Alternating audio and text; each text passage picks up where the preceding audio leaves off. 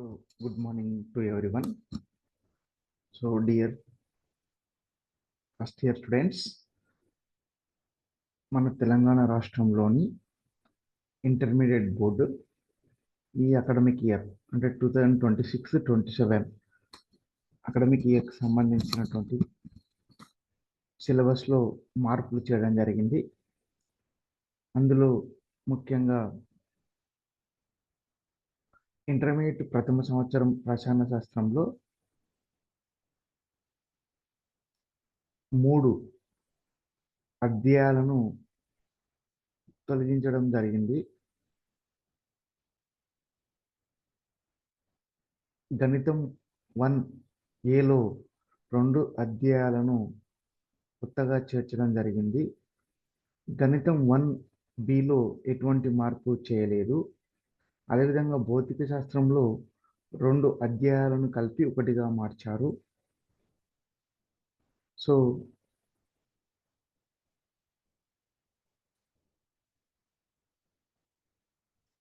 కృత్రిమ మీద తదితర కొత్త సాంకేతికతలపై అవగాహన పెంచే లక్ష్యంతో ఒక అధ్యయనాన్ని కొత్తగా కలపడం జరిగింది. అంటే ఒక యూనిట్ని కొత్తగా కలిపారు. ఆర్టిఫిషియల్ ఇంటెలిజెన్సీ అండ్ టెక్నాలజీకి సంబంధించినటువంటిది. So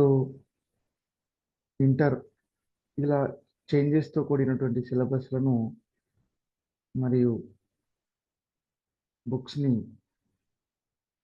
Telangana intermediate board Telugu అకాడమీలో మరియు పుస్తకాలను అందుబాటులోకి తెచ్చిందనమాట.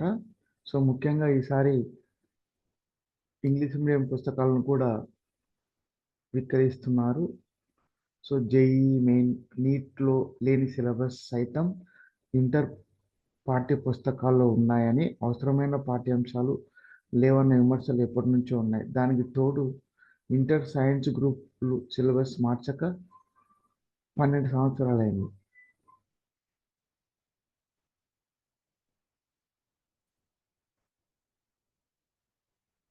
ఈ క్రమంలో ఇంటర్ బోర్డు కార్యదర్శి కృష్ణ ఆదిత్య సిలబస్ మార్పును ప్రతిపాదించారు. సో అందుకు గత అక్టోబర్లోనే ముఖ్యమంత్రి ఆమోదం తెలవడం, అకాడమిక్ పుస్తకాలను ముద్రించి వచ్చే అంటే ఈ అకాడమిక్ సంబంధించిన సిలబస్ ఫస్ట్ ఇయర్ సిలబస్ సంబంధించి ఈ 26-27కి మార్చడం జరిగింది. అదేవిధంగా సెకండ్ ఇయర్ సిలబస్ వచ్చేసి 27-28 అకాడమిక్ ఇయర్లో మార్పులు తీసుకురావడం అనేది జరుగుతుంది. సో ప్రజెంట్గా అయితే ఈ 26-27కి సంబంధించి ఇంటర్మీడియట్ ఫస్ట్ ఇయర్లో అయితే సబ్జెక్ట్లో చేంజెస్ కనబడుతున్నాయి. సో ఇందులో మనకు ముఖ్యంగా చూసినట్టయితే కెమిస్ట్రీ రసాయన శాస్త్రం తీసుకున్నట్టయితే ఇందులో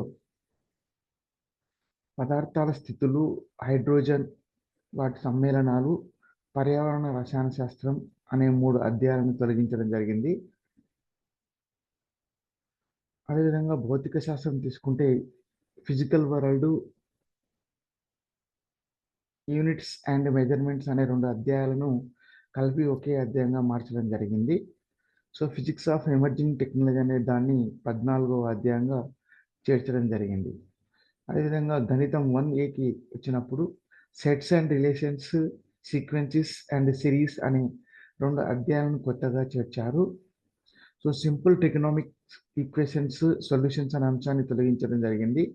అంటే గణితం 1ఏలో పేపర్లో సిలబస్ పెరిగింది, గణితం బిలో ఎటువంటి మార్పులు లేవు. ఇక జువాలజీ జంతు శాస్త్రం తీసుకున్నట్టయితే ప్రోటోజువాలోని గమనం, ప్రత్యుత్పత్తి అనే చిన్న అధ్యయనాన్ని తొలగించి 2వ ఏడాదిలో ఉన్న ఎకనామిక్ జువాలజీని అనే ఒక పెద్ద అధ్యయనం ఫస్ట్ ఇయర్లో చేర్చడం జరిగింది. సో ఈ ఎకనామిక్ జువాలజీలో సెరికల్చర్, ల్యాక్ కల్చర్ అనేటువంటి అంశాలను డిగ్రీ సిలబస్ నుంచి తీసుకోవడం జరిగింది. సో అదేవిధంగా వృక్షశాస్త్రం బాటనీ తీసుకున్నట్లయితే సో పాత సిలబస్లో ఉన్నటువంటి 2 అంశాలను తొలగించడం జరిగింది. అదేవిధంగా ఎకనామిక్ బాటనీ అనేటువంటి ఒక కొత్త చాప్టర్ను ఇంట్రడ్యూస్ చేయడం జరిగింది. యాక్చువల్గా ఈ ఎకనామిక్ బాటనీ, ఎకనామిక్ జువాలజీ అనేది మనకు 2014 13-14 అకాడమిక్ ఇయర్ కంటే ముందు ఇది ఆల్రెడీ ఇంటర్మీడియట్లో ఉండేది. కానీ దాని సిలబస్ చేంజ్‌గా తీసివేయడం జరిగింది. మళ్ళీ ఇప్పుడు యాడ్ చేయడం జరిగింది. సో, ఒకప్పటి సిలబసే ఇది. సో, మధ్యలో తీసేసి మళ్ళీ కొత్తగా ఇప్పుడు యాడ్ చేయడం జరిగింది. ఎకనామిక్ బాటనీని ఇది నిత్య జీవితంలో డైలీ లైఫ్‌లో తెలుసుకోవాల్సిన అవసరం ఉంటుంది కాబట్టి యాడ్ చేయడం జరిగిందనమాట. ఎకనామి సో, అయితే కొంచెం మ్యాథమెటిక్స్ సంబంధించి పేపర్ కొంచెం చేంజ్ అవుతుంది. సో, మనకి జనరల్‌గా ఇంతకుముందుకైతే మనకు ఒక్ 1A, 1B first year, second year ఏదైనా సరే మనకు ఒక్కో దానికి 75 మార్క్స్ ఉండేది. 75 మార్క్స్ ఉండేదనమాట.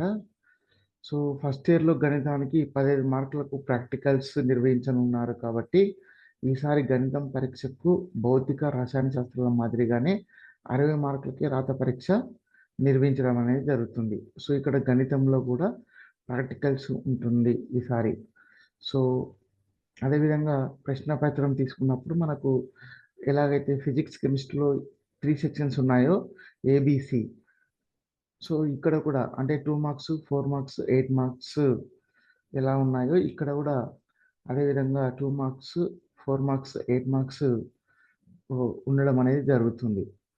సో, సేమ్ యాజ్ ఇట్ ఈజ్‌గా botany, zoology, physics, chemistry paper ఎలా ఉంటుందో mathematics first year question paper కూడా అలాగనే ఉంటుంది.